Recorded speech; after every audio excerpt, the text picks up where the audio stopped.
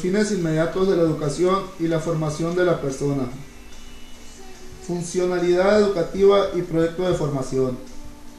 No solo las funciones particulares, sino también las universales, hacen de la educación una fuente de energía capaz de transformar, mediante su acción, la naturaleza humana. Y esta transformación se manifiesta o en personalidades dignificadas por su carácter de superioridad espiritual, esto es, reciamente constituida, o en grupos humanos y generaciones progresistas, superadores de un estadio histórico ya anacrónico, según se considere la operancia educativa en dimensión particular o en plano universal. La educación, así, es el más adecuado, o mejor, el único medio para llegar a constituir al hombre como persona individual o para integrar a la humanidad como protagonista de la historia. La jerarquización de los fines educativos concretos. El proceso educativo, lento, prolongado, va realizando finalidades inmediatas que sirven como antecedentes o escalón a otras posteriores. El proceso educativo como cumplimiento gradual de finalidades. La distinta manera como cada individuo recibe la acción educativa es lo que determina la diferenciación. A pesar de ello, el proceso educativo implica para todos una constante realización de pequeñas finalidades. La formación del individuo como objetivo concreto de la educación. La individualización es la meta educativa. Consiste en lograr respecto de cada individuo la realización de todas las potencialidades de su persona, de todas las capacidades que contiene su ser, de todo lo que pueda significar una diferenciación respecto de los demás. Por lo tanto, la integración personal como finalidad concreta de la educación consiste en la formación de cada uno de los individuos. Las metas parciales de la formación individual. La educación se propone, después de haber asegurado la vida biológica del educando, hacer de éste una entidad social, es decir, planea su socialización.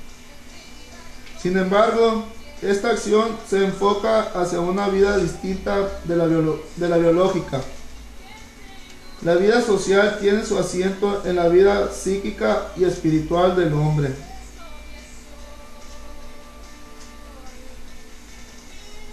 El concepto pedagógico de persona. La educación no tiene como mira el enciclopedismo en el individuo, sino la integración del individuo en el plano social. La cultura hace personas a los individuos, es decir, les da carácter y sentido humano, haciéndolos superiores dentro de su propia especie. La integración de la persona y las realizaciones educativas valiosas.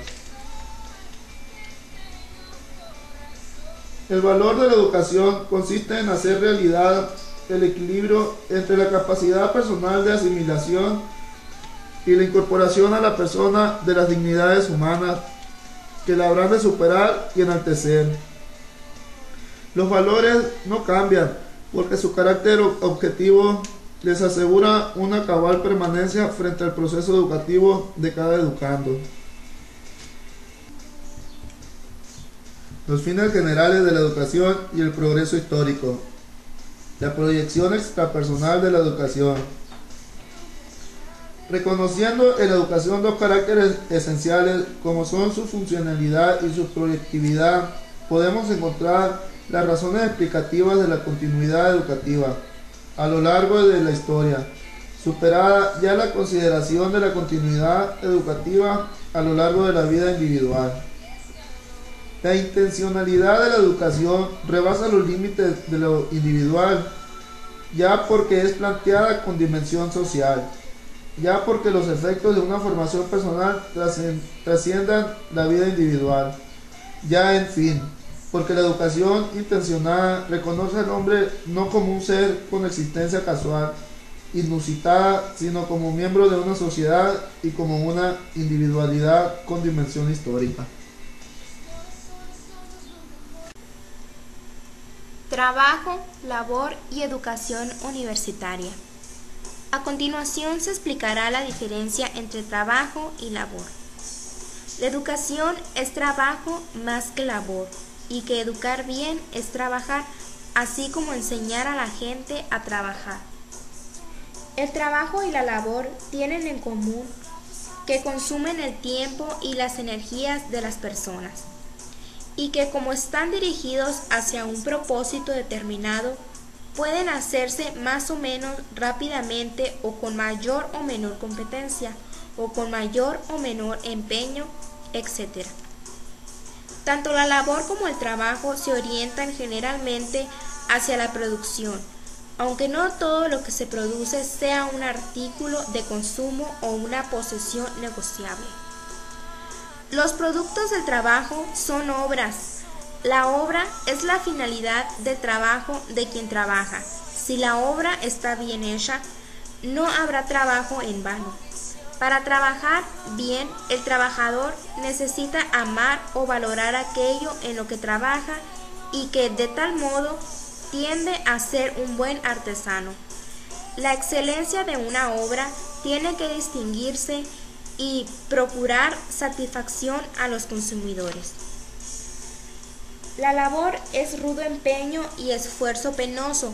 Es el precio que tenemos que pagar por cualesquier ventajas que nos puedan comprar las compensaciones por la tarea. En algunas circunstancias, la labor puede darnos experiencias agradables y muy comúnmente nos permite comprar placeres. Las actividades concebidas como productoras de placer son labor. Las actividades concebidas como constitutivas de la felicidad son trabajo. La labor está relacionada contingentemente con su producto. La labor humana puede hacerse más productiva, más eficiente cuando se auxilia o incluso cuando se sustituye con máquinas. El trabajo, a diferencia de la labor, debe tener un objeto con el que el trabajador esté de acuerdo y un propósito con el cual pueda identificarse. Las universidades, a pesar de la composición de sus consejos, son en general instituciones que todavía se autogobiernan.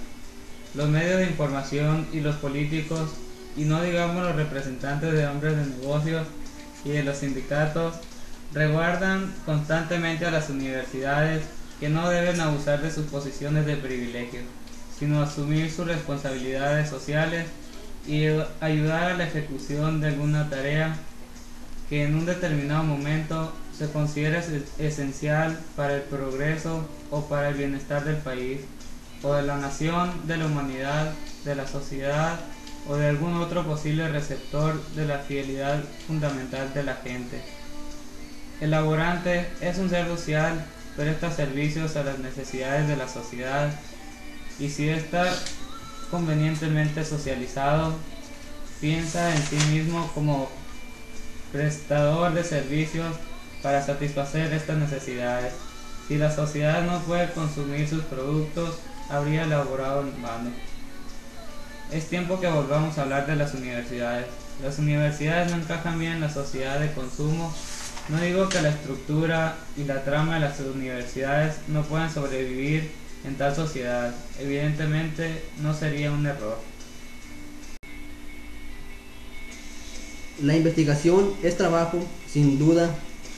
Muchos de nosotros, la mayoría tal vez, la consideramos el cometido propio de las universidades y pensamos que los avances del conocimiento en su objetivo último. Se considera el enseñar como una actividad inferior, necesaria, por desgracia, tanto porque la sociedad lo pide, como para perpetuar las instituciones académicas. Pocas imágenes resultan tan atractivas como la de nosotros mismos, añadiendo algo a la suma del conocimiento humano. La educación del estudiante es un fin en sí mismo y su formación es nuestro más noble trabajo. Este trabajo no requiere mayor justificación, y cuando tratamos de justificar más en términos de los valores de la sociedad del consumo, lo único que logramos es socavarlo. La educación es una empresa dialéctica, crítica y descriptiva, y en gran parte idiosincrásica, tanto que parte de los maestros como parte de los alumnos. En verdad que la educación presupone en su dominio de algunas destrezas y dominios de alguna información. No se puede educar bien al estudiante desde lejos. La educación es el encuentro de dos intelectos y por consiguiente de dos personas, y eso requiere cierta convivencia. En resumen, el peligro de las universidades modernas, en el que a los estudiantes se les considera equipo de capital y que, siendo instruidos, quedarán condicionados a ocupar su lugar en la maquinaria técnica, comercial o administrativa de una sociedad que no reconoce más valores que la del consumo. En este ensayo hemos criticado la idea de que las universidades deberán satisfacer necesidades sociales según las entiende la ideología dominante, y se han definido los valores tradicionales de los hombres estrategos al saber por qué contraposición a las exigencias de los ideólogos, economistas y políticas.